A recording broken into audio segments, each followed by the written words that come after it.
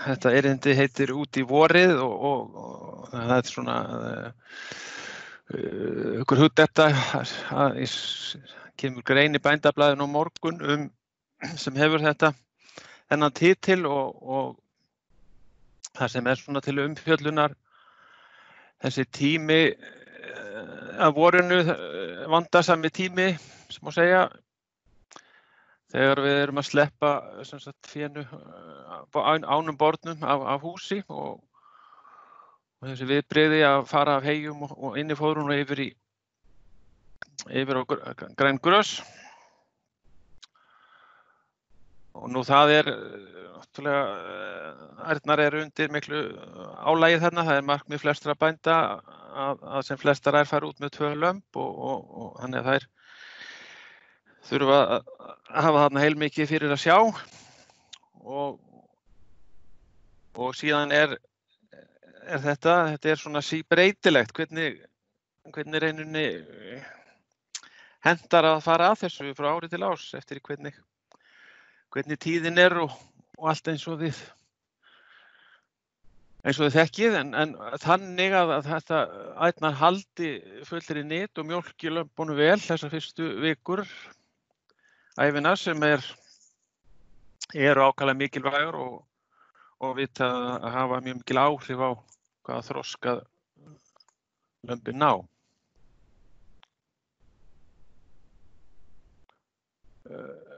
Nú það sem einn mikilvægur þáttur sjálfsögðu, það er bara ástandið á ánum sjálfum þegar þær bera og mikilvægt að þær séu í góðum holdum þannig að þær geti leitað í eigin hold eftir þörfum til að mjólka lömbunum vel og það í sjálfum sér alveg eðlilegt að gera það einhverju leyti. Það nær ómögulegt að uppfylla alveg fóðurþarfir hjá mjólkurlegnum tvílembum og segi það hins vegar þetta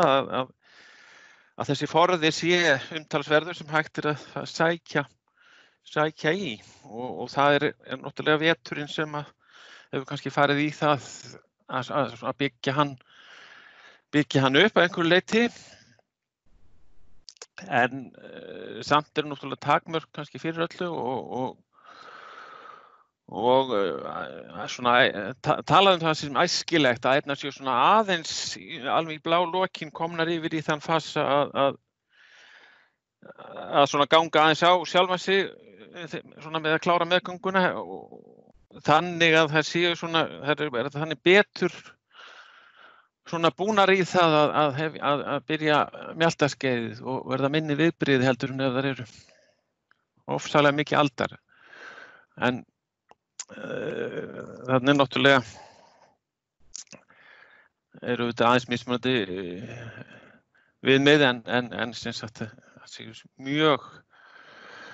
þær verða náttúrulega líka bara mjög þungar á sér og annað ef þær eru mjög feitar skulum við segja.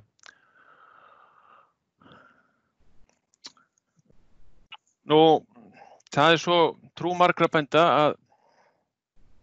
að útivera og hreyfing geri ánum gott síðustu vikurnar fyrir burðinn og það náttúrulega öruggt að það að minnsta kosti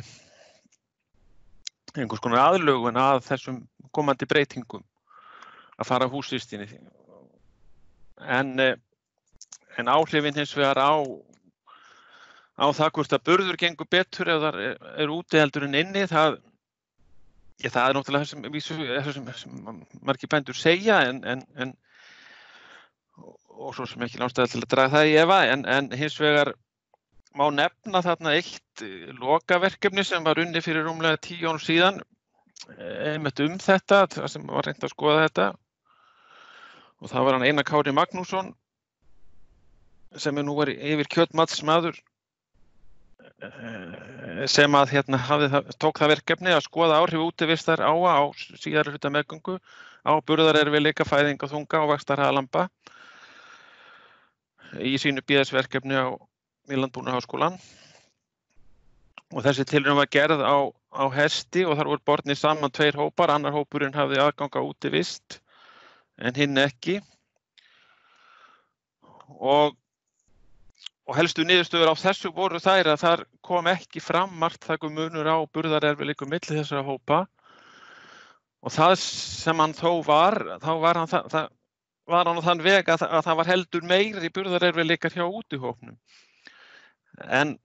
það sem jafnframt var þá með þær æralömb, þær áttu heldur þyngri lömb og sem auksur reyndar heldur hraðar líka fram að fjallreisti. Og eins voru þessar æðir sem gengu opið, þær héldu holdum betur og þyngdust meira en ærnar í innihópnum. Þannig að það virtist nú svona margt benda til að þess að þeim hefur einhverju leyti liðið betur og þrifist betur en sem skilaði sér þá í þær áttu stærri lömb og það kannski það sem nú aðal þátturinn varðandi burðarleikur erfiðleikan, það einfaldlega bara stærðin á lömbunum og þar getur þetta, það er ekki kannski fyrir þessu tilfelli en það getur þetta fóðurinn verið með þeim hætti að það getur verið allt og langt gengið og það þekkjum við náttúrulega kannski best í sambandi við gemlinga ef það svona fóðurinn ekki kannski full sterk undir lokin, það fyrir náttúrulega eftir líka að þroska þær hafa náð. Þannig að eigi að segja hef ég nú þá trú að úti verið að gera þeim allavega gott.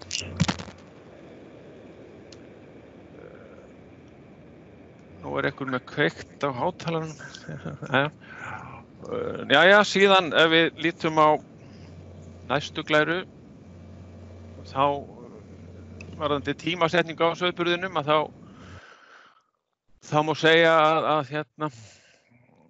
það sé svona mjög algeng viðmiðun held ég að látum sauðburður byrja svona ef því stjórnarstundu byrjar hann fyrir en ætla sér að það sé svona hægt að fara að setja féð út svona eftir það bil viku. Auðvitað þetta mismunandi eftir landsvæðum, gerum grein fyrir því og sums staðar þykir það ekki tiltökumál þó stór hluta lamb finnur sér lengur inn að þetta og það þá svona allur aðbúnaður miðar runni við það. En þetta svona kannski þetta sem ég getur sagt svona almenna, en svo þekkjum við það að þetta blessaða meðalár, það nú, þetta ákaflega breytilegt og milli ára. Stundum jafnvel komin bara þokkalega gróður í byrjun sauðburðar en meðan annan tíma kannski bara ekkert komið að jafnvel bara snjóri yfir sums staðar. Þannig að það verður nú ekki Þetta verður auðvitað alltaf eitthvað sem verður þá að vera hægt að leysa, hvernig sem það gert og þannig að nægt pláss, hvort sem það inni eða þá úti í skjólgóðum hólfum, það eitt af þessu mjög mikilvægu atriðum eins og við þekkið en hins vegar þekkjum við líka það að það svona almennt séð æskilegt að lömbin sé ekki mjög lengi inni og þekkjum vandamál sem geta komið upp í því sambandi bara varðandi heilsufar og slíkt og þannig að þó að þessi ekki komið gróður að þá skjól úti við og það að féð geti farið út þó að sé ekki komin beit, það ákaflega æskilegt. Nú ærin sem þarna á þessari mynd til skrauts og hún náttúrulega bara ekki fyrir í júní þannig eins og sést að þá hafði hún nóg að kroppa, þurfti ekki að ágjöra því. Á þennan þátt í útiverunni, það segja skjólið og þar haga náttúrulega ákaflega mismunandi til á jörðum hvað náttúrulegar aðstæður bjóða upp á og sums staðar mjög gott skjól frá náttúrunnar hendi og eða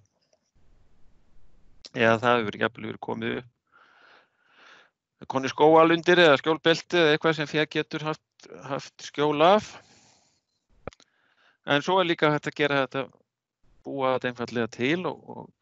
Og hér mynd frá vestan af Snæfellsnesi, frá bænum Gaul í Staðarsveit.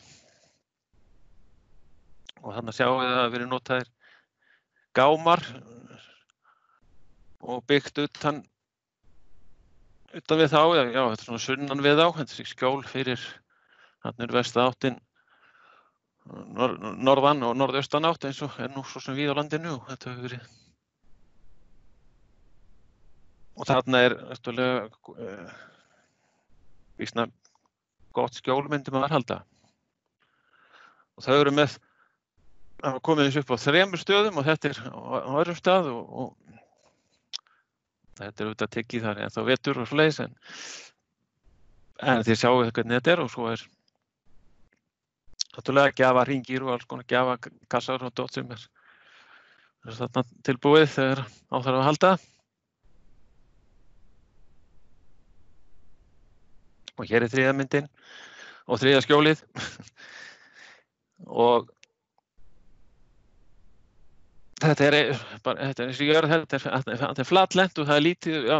náttúrulegt skjól svona nærri bænum sem maður vill náttúrulega hafa lambféð svona nálægt til þess að geta lítið eftir því. En þetta ekkert einsdæmið, þetta náttúrulega eins og við þekkið, þetta bara mjög víða kannski sem við vildum gjarnan hafa meira skjól og þá spurning hvort það sé ekki hægt að búa til, hvort sem það svona veglegt eins og þarna hefur verið gert eða með einfaldari hætti. Jafnvel þó sé ekki nema bara skjól fyrir lömbin sem þau geta skriðið í. En þetta gott ef bæði Ernar og lömbin geta komist í gott skjól.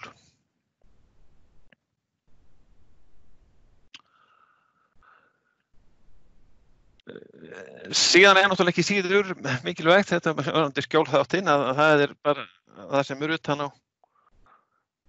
á ánum sjálfum. Það þessi ullin. Og þar nú svona já, ansi breytilegt finnst manni hvernig staðið hvernig þetta til dæmis varðandi rúningstíman og því miður þá svona oft heyra það verið að fara allt og seint í þessa hluti. Það verið að fara í ætnar þegar komið langt fram í apríl og það eiga minni en mánuð í burð og bæðir það nú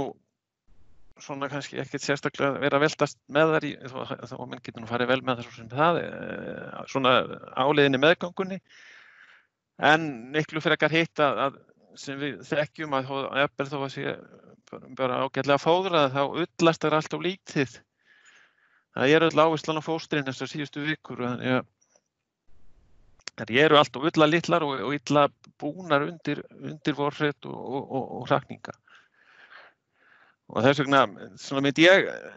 kannski vilja bara nefna sem bara almenna viðmiðun að þetta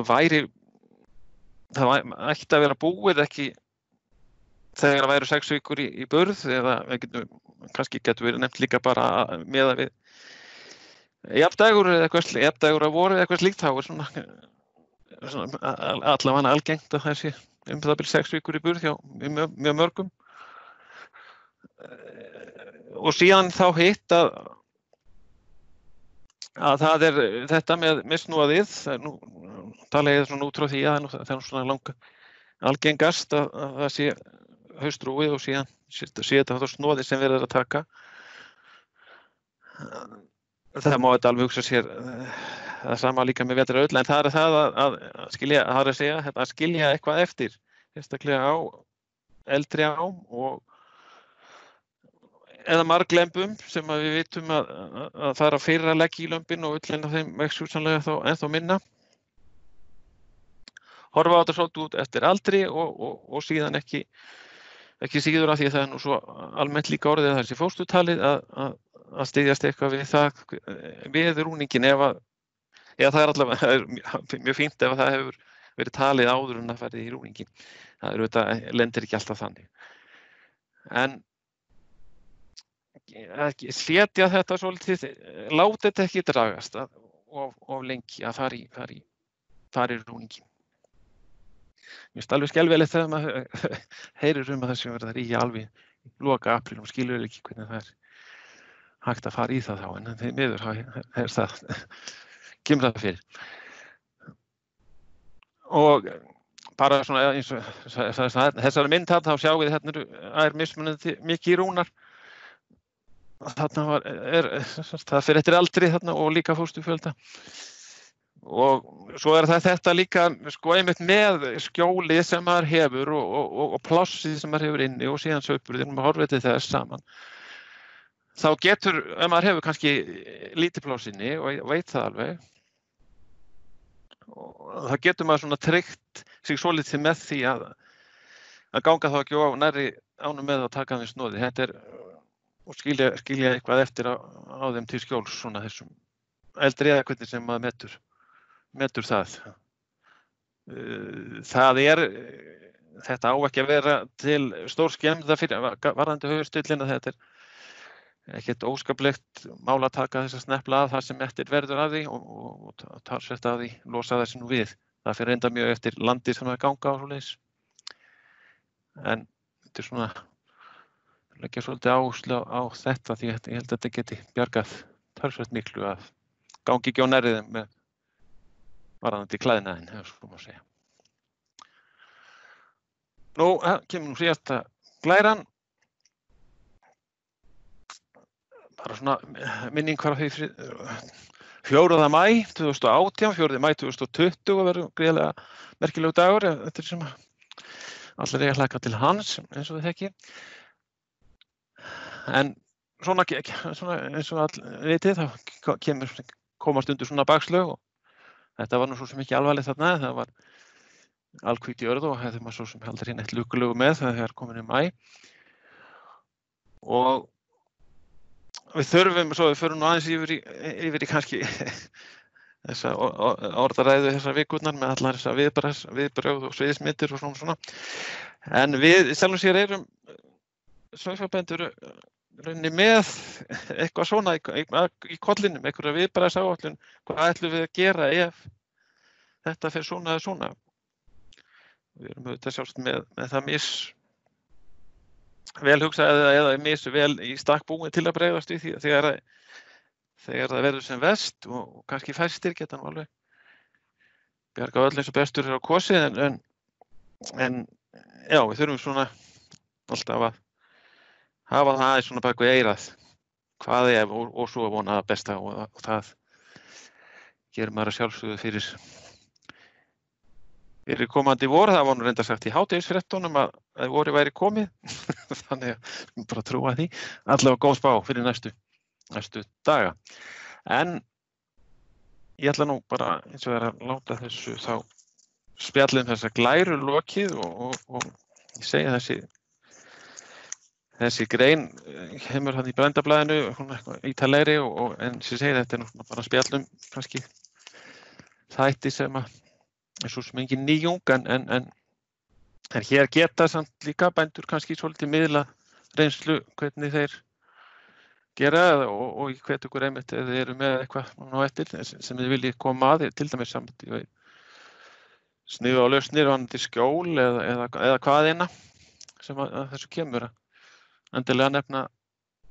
nefna það og segja frá því en ég ætla svo að láta þessu spjalli mínu lokið og núna getur bara hver sem komið inn og sagt eitthvað, gjörið svo vel.